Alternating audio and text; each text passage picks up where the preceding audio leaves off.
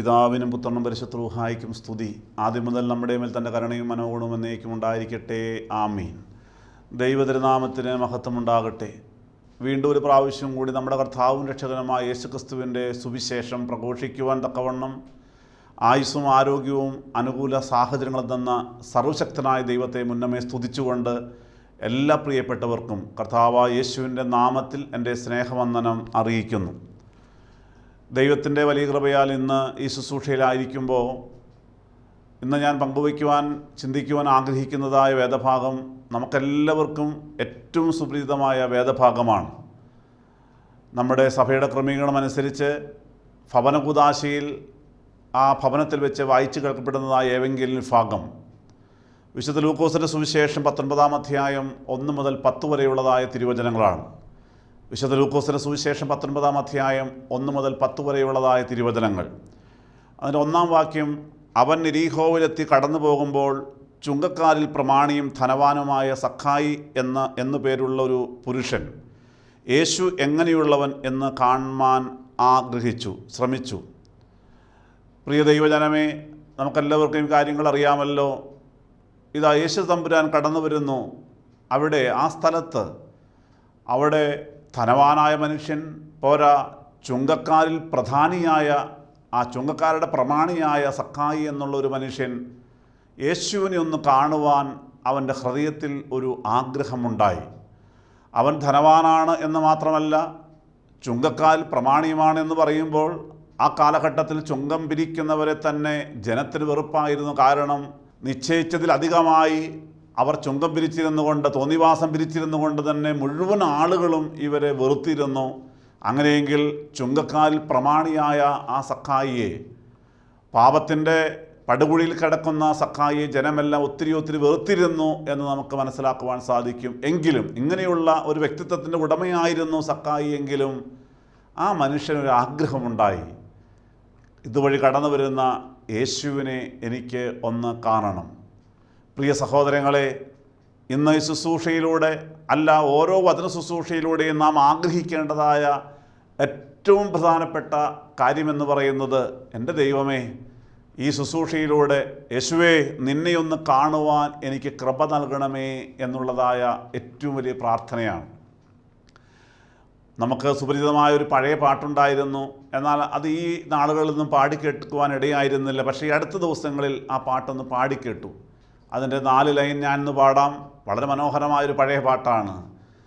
എനിക്കെൻ്റെ യേശുവിനെ കണ്ടാൽ മതി, ഇഹത്തിലെ മായാസുഖം വിട്ടാൽ മതി.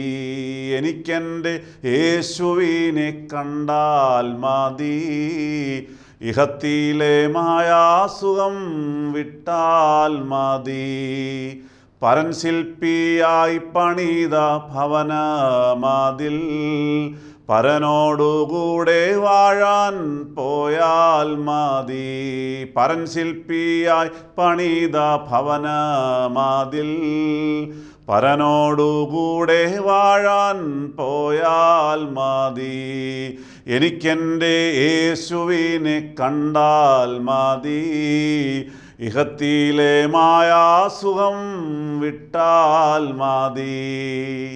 എത്ര മനോഹരമായ ആ പഴയ പാട്ടാണ് നമ്മൾ പാടിക്കേട്ടത്. എനിക്കെൻ്റെ യേശുവിനെ ഒന്ന് കണ്ടാൽ മതി. അങ്ങനെ യേശുവിനെ കണ്ടെത്തുമ്പോൾ ഇഹത്തിലെ മായാസുഖങ്ങളോട് വിട പറയുവാൻ എനിക്ക് കൃപ നൽകണമേ. ആ പിതാവാം ദൈവം അവിടെ എനിക്ക് വേണ്ടി ഒരുക്കി വെച്ചിരിക്കുന്നതായ ആ സ്വർഗീയ ഭവനത്തിൽ ആ യേശുവിനോടൊപ്പം വാഴുവാൻ എനിക്ക് പോകണം. അതാണ് എൻ്റെ ആഗ്രഹം. ആ ഭക്തനത് പാടിയപ്പോൾ, എൻ്റെ സഹോദരങ്ങളെ, ഇന്നത്തെ ശുശ്രൂഷയിലൂടെ നമ്മുടെ ഇനിയുള്ള ജീവിതത്തിൽ നമുക്കൊരു ആഗ്രഹം ഉണ്ടാകട്ടെ ഹൃദയത്തിൽ. എനിക്ക് എൻ്റെ യേശുവിനെ ഒന്ന് കണ്ടുമുട്ടണം, സഖായി ആഗ്രഹിച്ചതുപോലെ. അങ്ങനെ യേശുവിനെ കണ്ടുമുട്ടുവാൻ അവൻ ആഗ്രഹമുണ്ടായി. പിന്നീട് നാം വായിച്ചു കേൾക്കുന്നത്, വളർച്ചയിൽ കുറിയവനാകൊണ്ട് പുരുഷാര നിമിത്തം അവന് യേശുവിനെ കാണുവാനായിട്ട് സാധിക്കുന്നില്ല. അവനറിയാം, എനിക്ക് വളർച്ച കുറവാണ്, പൊക്കക്കുറവാണ്. അതുകൊണ്ട് ഈ പുരുഷാരത്തിൻ്റെ ഇടയിലൂടെ നടന്നു വരുന്നവനായ ആയിരക്കണക്കിന് ആളുകൾ തിക്കിത്തിരക്ക് നിൽക്കുമ്പോൾ പൊക്കത്തിൽ കുറവഞ്ഞവനായ എനിക്ക് എൻ്റെ യേശുവിനെ കാണുവാൻ സാധിക്കുന്നില്ല. അതുകൊണ്ട് അവൻ ചെയ്യുന്നൊരു പരിപാടി നമുക്കറിയാം. എന്നാറെ അവൻ മുൻപോട്ടോടി അവനെ കാണേണ്ടതിന് ഒരു കാട്ടത്തീന്മേൽ കയറി. ദൈവതിരുനാമത്തിന് മഹത്വമുണ്ടാകട്ടെ. സക്കായിക്ക് തന്നെ സക്കായിയുടെ പൊക്കക്കുറവിനെക്കുറിച്ച് ബോധ്യമുണ്ടായിരുന്നുകൊണ്ട്, സക്കായിയുടെ കുറവിനെക്കുറിച്ച് ബോധ്യമുണ്ടായിരുന്നുകൊണ്ട് അവൻ യേശുവിനെ കാണുവാൻ തക്കവണ്ണം മുൻപോട്ടോടി ഒരു കാട്ടത്തീന്മേൽ കയറിയിരിക്കുകയാണ്. പ്രിയ സഹോദരങ്ങളെ, ഇന്ന് എന്തുകൊണ്ടാണ് നമുക്ക് യേശുവിനെ പലപ്പോഴും കണ്ടെത്തുവാൻ സാധിക്കാതെ വരുന്നത്? നമ്മുടെയും ചില പൊക്കക്കുറവുകളായിരിക്കാം. ആ പൊക്കക്കുറവ് എന്ന് പറയുന്നത് നമ്മുടെ പാപം തന്നെയാണ്. കാരണം ദൈവം തമ്പുരാൻ വ്യക്തമായി നമ്മോട് പറഞ്ഞിട്ടുണ്ടല്ലോ, ഇതാ ഞാൻ വിശുദ്ധിയുള്ളവനാകയാൽ നിങ്ങളും വിശുദ്ധിയുള്ളവരാകണം. നിങ്ങളുടെ വിശുദ്ധിയാണ് എനിക്ക് ഏറ്റവും ഞാൻ ആഗ്രഹിക്കുന്നത്. പ്രിയപ്പെട്ടവരെ, വിശുദ്ധിയുള്ള ഇടങ്ങളിലെ തമ്പുരാൻ വസിക്കുകയുള്ളൂ. നമ്മുടെ ഹൃദയത്തിൽ വിശുദ്ധിയുണ്ടെങ്കിൽ മാത്രമേ നമ്മുടെ ഹൃദയത്തിലേക്ക് കർത്താവ് എഴുന്നള്ളി വരികയുള്ളൂ. നമ്മുടെ ഭവനത്തിൽ നാം ആയിരിക്കുന്ന മേഖലകളിൽ വിശുദ്ധിയുണ്ടെങ്കിൽ മാത്രമേ ആ ഇടങ്ങളിലേക്ക് കർത്താവ് എഴുന്നള്ളി വരികയുള്ളൂ. നമുക്കറിയാവുന്ന കാര്യം തന്നെയാണ്. അതുകൊണ്ട് പലപ്പോഴും നമ്മുടെ വിശുദ്ധിയില്ലായ്മ മൂലം നമ്മുടെ കർത്താവിനെ ഒന്ന് കണ്ടെത്തുവാനായിട്ട് നമുക്ക് സാധിക്കുന്നില്ല. അതുകൊണ്ട് സമാധാനമില്ലാതെ അസമാധാനം നിറഞ്ഞതായ ജീവിതവുമായിട്ട് നാം മുന്നോട്ട് പോകുമ്പോൾ നിരാശയും നെടുവീർപ്പുകളും ബുദ്ധിമുട്ടുകളും ആയിട്ട് നമ്മൾ പല ക്രിസ്തീയ ജീവിതങ്ങളും മുന്നോട്ട് പോകുമ്പോൾ, പ്രിയപ്പെട്ടവരെ, നമുക്ക് ഇന്ന് ആ കാര്യങ്ങൾ പരിഹരിക്കുവാൻ ഒരു മാർഗമുണ്ട്. നമുക്ക് മുന്നോട്ടോടാം. യേശുവിനെ കണ്ടെത്തുവാൻ തക്കവണ്ണം മുന്നോട്ടോടണം. അവൻ കാട്ടത്തീന്മേൽ കയറിയതുപോലെ നമുക്കും കയറിയിരിക്കേണ്ടതുണ്ട്. പ്രിയപ്പെട്ടവരെ, നമുക്ക് ചെയ്യേണ്ടത് ദൈവത്തിൻ്റെ വചനം കേൾക്കുവാൻ ഓടുക എന്നുള്ളതാണ്. നമുക്ക് ആരാധനാലയത്തിലേക്ക് ഓടുക എന്നുള്ളതാണ്. പ്രിയപ്പെട്ടവരെ, സക്കായി ചില റിസ്ക് എടുക്കുകയാണ്, ത്യാഗമെടുക്കുകയാണ്, മുന്നോട്ട് ഓടുകയാണ്. ആ കാട്ടത്തിന്മേൽ അവൻ വലിഞ്ഞു കയറുകയാണ്. അതുപോലെ നമ്മുടെ ജീവിതത്തിൽ നമ്മുടെ കർത്താവിനെ കണ്ടെത്തണമെങ്കിൽ ചില ത്യാഗങ്ങൾ സഹിക്കേണ്ടതുണ്ട്. ദൈവാലയത്തിലേക്ക് കൃത്യമായി നാം കടന്നു പോകേണ്ടതുകൊണ്ട് സമയം കണ്ടെത്തണം. വീട്ടിൽ മടിപിടിച്ചിരിക്കരുതേ. ഒപ്പം തന്നെ സുവിശേഷ പന്തലുകളിലേക്ക്, കൺവെൻഷൻ നഗറുകളിലേക്ക്, പ്രിയപ്പെട്ട നമ്മുടെ സഭയിൽ നമ്മുടെ ആലയങ്ങൾ ക്രമീകരിക്കപ്പെടുന്നതായി സുവിശേഷ യോഗങ്ങളിലേക്ക്, ധ്യാന കേന്ദ്രങ്ങളിലേക്ക് നാം കടന്നു ചെന്ന് ദൈവത്തിൻ്റെ വചനം കേൾക്കുവാനുള്ളതായ വലിയ ദാഹത്തോടെ കടന്നു ചെല്ലുമ്പോഴാണ് ഈ ക്രിസ്തുവിനെ നമുക്ക് കണ്ടെത്തുവാനായിട്ട് സാധിക്കുന്നത്. പക്ഷേ പലപ്പോഴും പിശാച് അതിന് സമ്മതിക്കുന്നില്ലല്ലോ.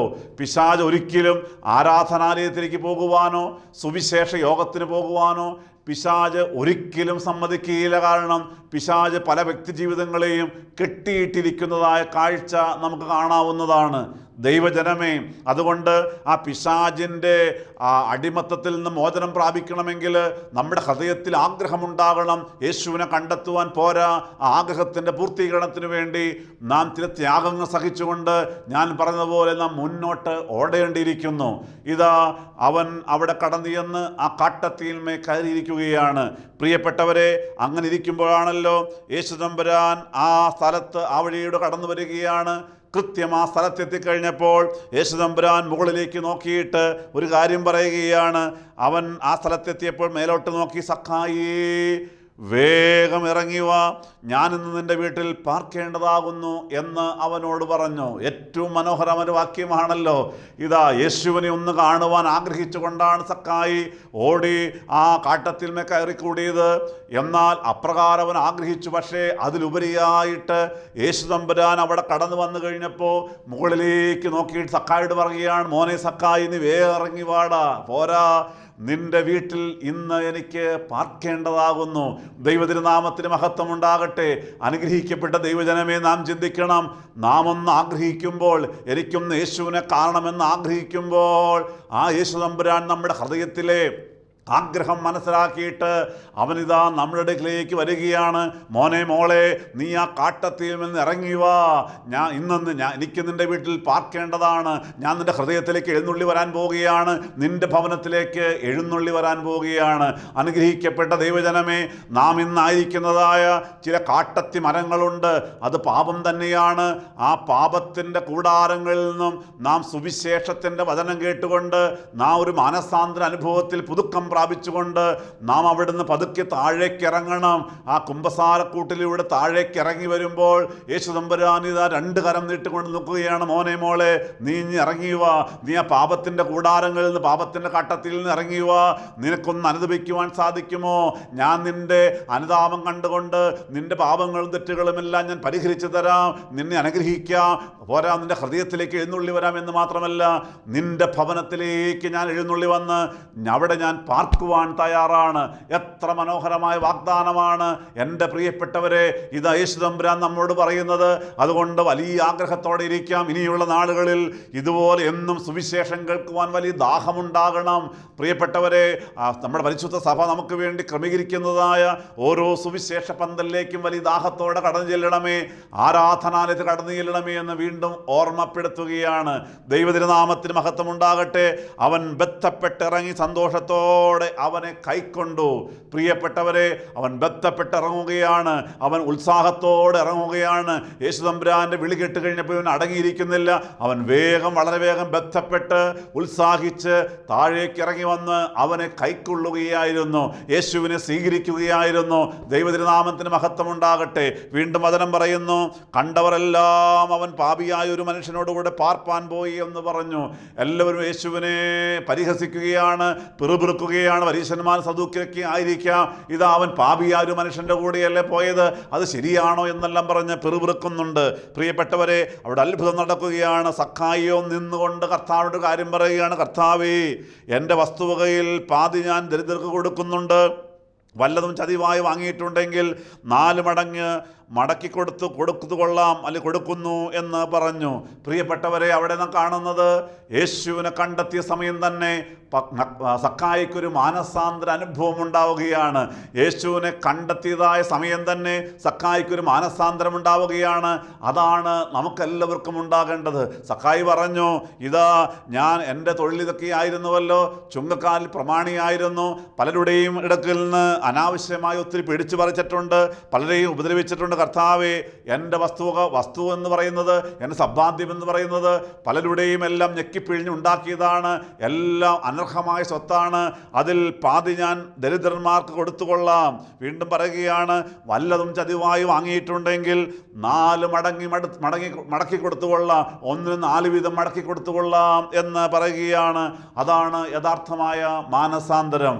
പ്രിയപ്പെട്ട സഹോദരങ്ങളെ, ഇന്ന് ഈ ഒരു മാനസാന്തര അനുഭവം നമുക്കുണ്ടാകുന്നുണ്ടോ? നാം അത് പരിശോധിക്കേണ്ടതല്ലേ? പ്രിയപ്പെട്ടവരെ, ഞാൻ പലപ്പോഴും പറഞ്ഞൊരു കാര്യമുണ്ട്, ഇന്ന് സുവിശേഷ പന്തലുകളിൽ പ്രൈസ് ദി ലോർഡും ഹല്ലേലൂയയും മാത്രമുണ്ടാകുന്നു. അതാണ് മാനസാന്തരമെന്ന് പലരും തെറ്റിദ്ധരിച്ചു പോവുകയാണ്. പ്രിയപ്പെട്ടവരെ, അത് മാനസാന്തരമായിട്ട് ആരും ചിന്തിക്കരുത്. എന്താണ് മാനസാന്തരം എന്നത് കഴിഞ്ഞ 2 ശുശ്രൂഷകൾ ഞാൻ വ്യക്തമായിട്ടൊന്ന് പറഞ്ഞു തന്നതാണ്. പ്രിയപ്പെട്ടവർ, നിർവചനം പറഞ്ഞതാണ്. മാനസാന്തരം എന്നത് ആത്മാവിൽ വീണ്ടും ജനിച്ച് തൻ്റേതായ ജീവിത സാഹചര്യത്തിൽ യേശുവിനെ പ്രതിഫലിപ്പിക്കാൻ കഴിയുന്ന ഒരു പുതിയ ജീവിത രീതിയുടെ ഉടമയായി തീരുകയാണ്. ഞാൻ മറ്റുള്ളവരെക്കാളെല്ലാം വളരെ മെച്ചപ്പെട്ട പാപിയാണെന്നല്ല, ഞാൻ ഏറ്റവും വലിയ പാപി എന്ന ചിന്തയാണ് മാനസാന്തരം വഴി ലഭിക്കുക. ദൈവത്തിന് സ്തോത്രം. ദൈവജനമേ, മാനസാന്തരപ്പെട്ട വ്യക്തിയെ സംബന്ധിച്ച് ഇവിടെ പറഞ്ഞതുപോലെ മാനസാന്തരം ഉണ്ടാകുമ്പോൾ അനുതാപ ഹൃദയം ഉണ്ടാകണം. അനുതാപ ഹൃദയം ഉണ്ടായിക്കഴിയുമ്പോൾ വല്ലതും മോഷ്ടിച്ചിട്ടുണ്ടെങ്കിൽ തിരികെ കൊടുക്കുവാൻ തയ്യാറാകണം. പ്രിയപ്പെട്ടവരെ, ആരോടെങ്കിലും വഴക്കടിച്ചിട്ടുണ്ടെങ്കിൽ, ആരുടെയും ഹൃദയത്തെ മുറിവേൽപ്പിച്ചിട്ടുണ്ടെങ്കിൽ അവരോട് മാപ്പപേക്ഷിക്കുവാൻ തയ്യാറാകണം.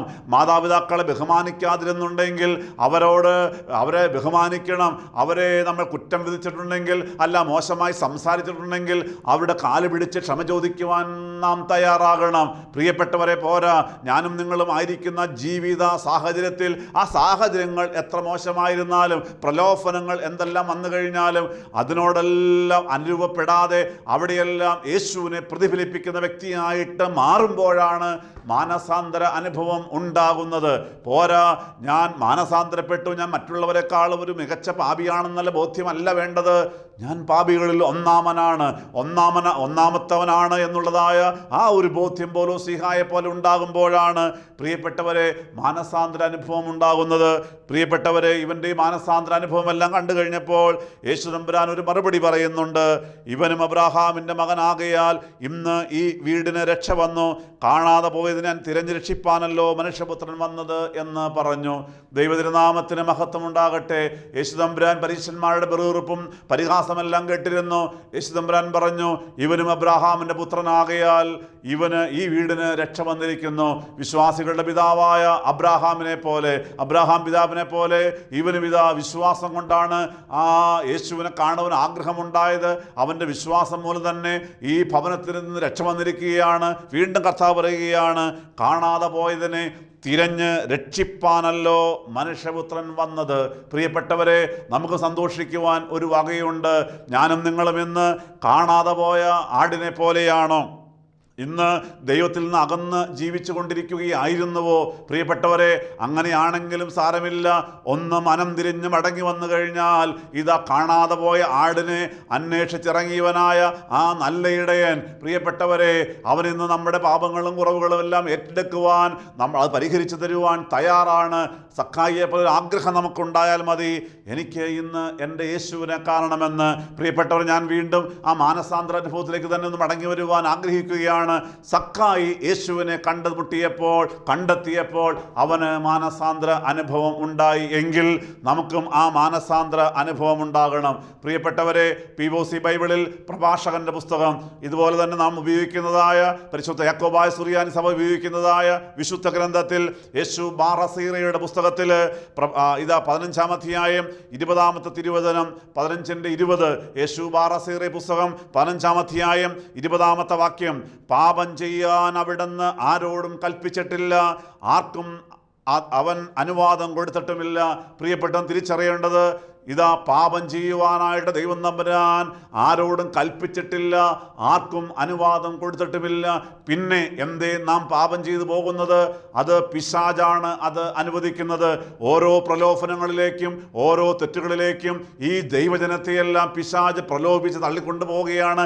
അതൊന്ന് ചെയ്തോ കുഴപ്പമില്ല, അതൊന്ന് കണ്ടോ കുഴപ്പമില്ല, ഒരു പ്രാവശ്യം മതി, നല്ലതാണ്, അല്ലെങ്കിൽ മദ്യത്തിൻ്റെ ടേസ്റ്റ് നല്ലതാണ്, ഇതൊരു വിവാഹാഘോഷമല്ലേ, ഇതൊരു പാർട്ടിയല്ലേ, നല്ലതാണ്, നാളെ വേണ്ട, ഇന്ന് ആയിക്കോട്ടെ എന്ന് പറഞ്ഞുകൊണ്ട് ഓരോ പ്രലോഭനങ്ങളിലേക്കും പിശാച് നമ്മെ കൊണ്ടുപോകുന്നു. പക്ഷേ ദൈവം തമ്പുരാൻ പാപം ചെയ്യുവാൻ ആരോടും കൽപ്പിച്ചിട്ടില്ല, അതിന് അവൻ അനുവാദം തന്നിട്ടുമില്ല. ദൈവജനമേ, അതുകൊണ്ട് തിരിച്ചറിയേണ്ടതുണ്ട്, ഞാൻ യേശുവിനെ കണ്ടു എന്ന് എനിക്ക് ബോധ്യമുണ്ട് എങ്കിൽ, ഞാൻ ഇത്രയും കാലം സുവിശേഷം കേട്ട് പള്ളിയിൽ പോയി ആരാധിച്ച് മുന്നോട്ട് പോയപ്പോൾ എൻ്റെ ഒരു ചിന്ത എന്ന് പറയുന്നത്, ഞാൻ യേശുവിനെ കണ്ടെത്തിയ ദൈവത്തിലായിരുന്നുവല്ലോ എന്നുള്ളതാണ്. പ്രിയപ്പെട്ടവർ, അങ്ങനെയാണെങ്കിൽ തിരിച്ചറിയേണ്ടത്, സക്കായിക്ക് ഉണ്ടായതുപോലെ ഒരു മാനസാന്തര അനുഭവം എനിക്ക് ഉണ്ടായിട്ടുണ്ടോ? ഒരു പക്ഷേ പരസ്യ ജീവിതത്തിൽ ഉണ്ടായിരിക്കാം, പക്ഷേ രഹസ്യ ജീവിതത്തിൽ ഉണ്ടായിട്ടുണ്ടായിരിക്കില്ല. അതുകൊണ്ട് പ്രിയപ്പെട്ടവർ തിരിച്ചറിയണം, പാപം ചെയ്യുവാൻ ഇനി പോകരുത്. വീണ്ടും ബാറസീറയുടെ പുസ്തകം തന്നെ 15-ാം അധ്യായം 15 മുതലുള്ളതായ വാക്യങ്ങൾ ഇങ്ങനെ പറയുന്നുണ്ട്, മനസ്സ് വെച്ചാൽ നിനക്ക് കൽപ്പനകൾ പാലിക്കുവാൻ സാധിക്കും. വിശ്വസ്തതാപൂർവം പ്രവർത്തിക്കണമോ വേണ്ടയോ എന്ന് തീരുമാനിക്കേണ്ടത് നീയാണ്, അത് മറ്റാരുമല്ല.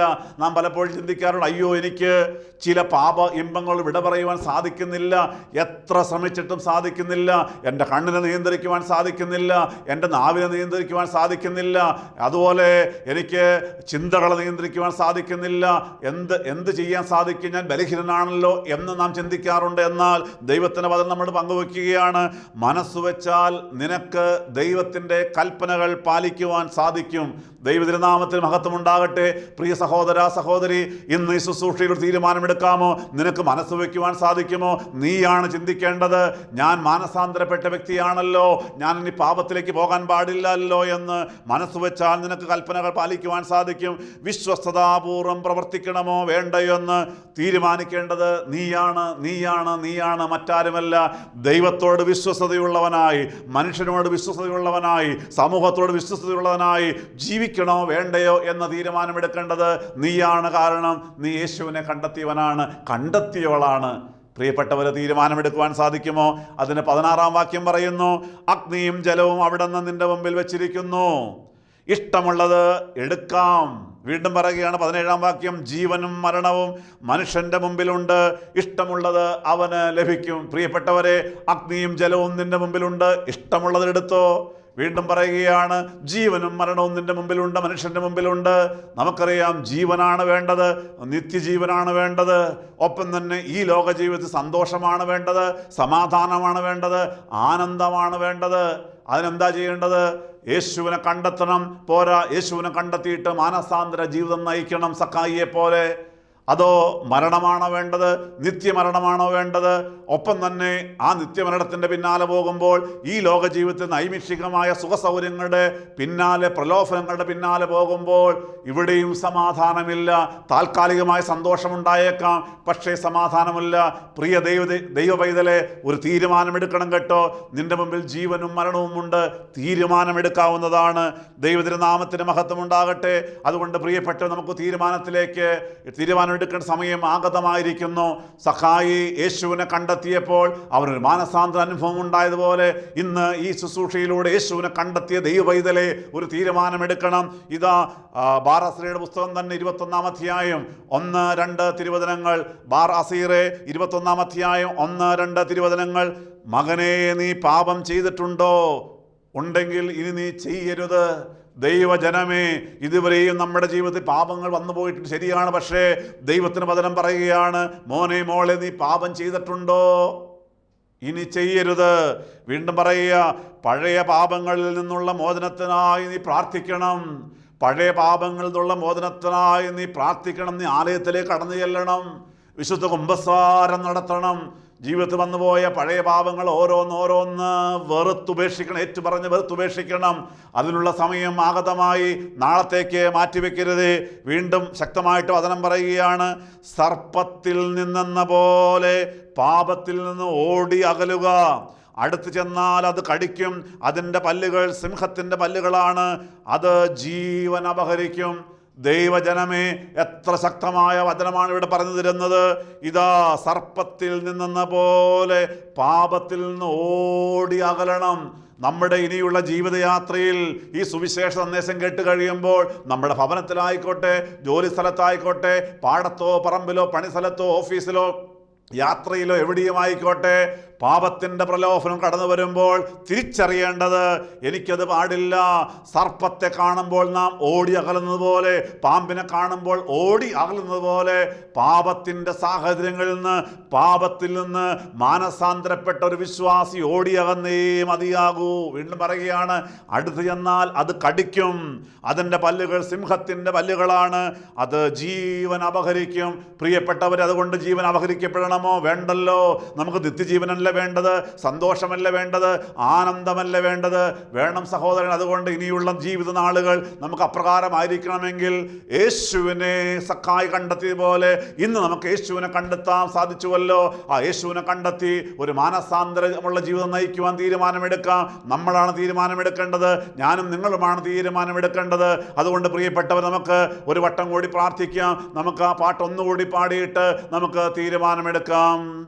എനിക്കെൻ്റെ യേശുവിനെ കണ്ടാൽ മതി, ഇഹത്തിലെ മായാസുഖം വിട്ടാൽ മതി. എനിക്കെൻ്റെ യേശുവിനെ കണ്ടാൽ മതി, ഇഹത്തിലെ മായാസുഖം വിട്ടാൽ മതി. പരൻ ശില്പിയായി പണിത ഭവനമതിൽ പരനോടുകൂടെ വാഴാൻ പോയാൽ മതി. പരൻ ശില്പിയായി പണിത ഭവനമതിൽ പരനോടുകൂടെ വാഴാൻ പോയാൽ മതി.